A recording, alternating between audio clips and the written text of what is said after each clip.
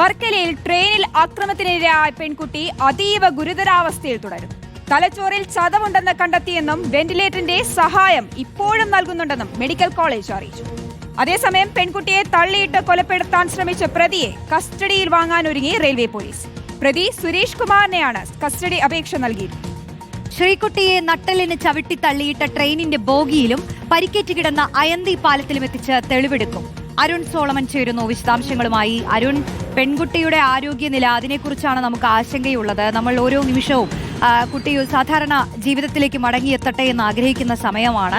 കുടുംബമൊക്കെ ഇന്നലെ വലിയ ഗുരുതരമായ ആരോപണമാണ് ചികിത്സ സംബന്ധിച്ചും ഈ ഒരു ദുരന്തത്തെ സംബന്ധിച്ചും ഒക്കെ അവരുടെ വാക്കുകൾ അത്ര വേദനയുള്ളതായിരുന്നു, പ്രത്യേകിച്ച് അമ്മയുടെയൊക്കെ. മറ്റൊന്ന്, ഈ പ്രതിയുമായി ബന്ധപ്പെട്ടുള്ള വിവരങ്ങളാണ് അറിയേണ്ടത്. വിശദാംശങ്ങൾ എന്താണ് അവർ?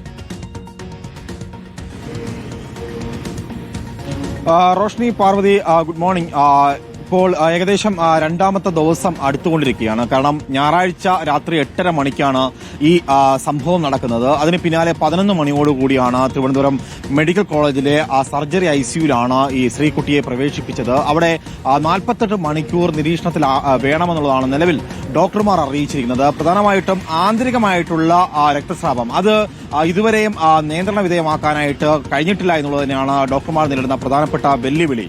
ഈ പ്രതി സുരേഷ് കുമാർ അതിക്രൂരമായിട്ടാണ് ഈ ശ്രീകുട്ടിയെ പുറകിൽ നിന്ന് ചവിട്ടി പുറത്തേക്കിടുന്നത്. 2 ട്രാക്കുകൾക്കിടയിൽ വീണ ശ്രീകുട്ടിയുടെ ശരീരത്തിൽ 20-ലധികം മുറിവുകൾ സംഭവിച്ചിട്ടുണ്ട് എന്നുള്ളത് ഇന്നലെ പ്രിയദർശിനി കണ്ടതിന് ശേഷം തിരിച്ച് ഇറങ്ങി വരുമ്പോൾ മാധ്യമങ്ങളോട് പങ്കുവച്ച ഒരു കാര്യമാണ്. വെന്റിലേറ്ററിന്റെ സഹായത്തോടു കൂടി തന്നെയാണ് ഇപ്പോഴും ജീവൻ നിലനിർത്തുന്നത്. അതുകൊണ്ട് തന്നെ ഇനി ഈ ഒരു ദിവസം കൂടി, ഈ ഒരു പകൽ നേരം കൂടി കടന്നുപോയാൽ മാത്രമേ അടുത്തുള്ള ഘട്ടങ്ങളിൽ എന്ത് ചികിത്സയാണ് വേണ്ടതെന്നുള്ളത് ഡോക്ടർമാർ തീരുമാനിക്കുകയുള്ളൂ. ഇന്നലെ തന്നെ ഇതുമായി ബന്ധപ്പെട്ട് അമ്മ പ്രിയദർശിനി വലിയ ആരോപണമാണ്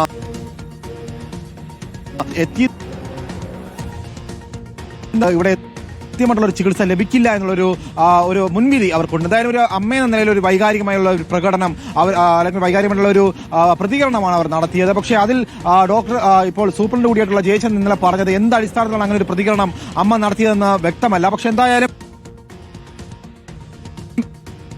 ശരി, സാങ്കേതിക തടസ്സമുണ്ട് അരുൺ. എന്തായാലും ഈ പ്രതിയെ കസ്റ്റഡിയിൽ കിട്ടുകയാണ്, റിമാൻഡിലായിരിക്കുന്നു പ്രതി. എന്തായാലും ഈ ആരോഗ്യനില സംബന്ധിച്ചും നമ്മൾ എന്തൊക്കെ കാര്യങ്ങൾ ആ കുട്ടിയുടെ ആരോഗ്യനില സംബന്ധിച്ച് വരുമെന്നുള്ളതും കാത്തിരിക്കുകയാണ്. അരുൺ സോളമനാണ് വിശദാംശങ്ങൾ നൽകിയത്.